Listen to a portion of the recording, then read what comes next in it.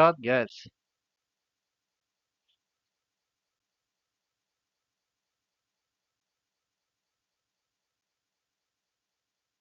Gujarat gas में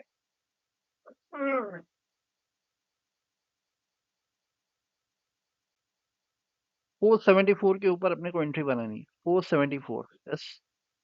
ये जो हाई था उसके ऊपर अपने को एंट्री बनानी है।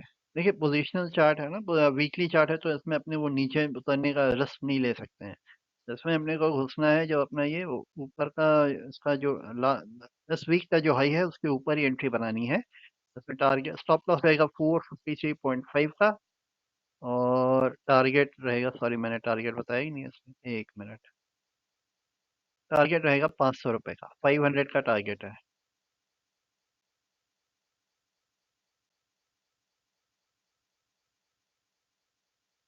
सेव कर लेता हूँ।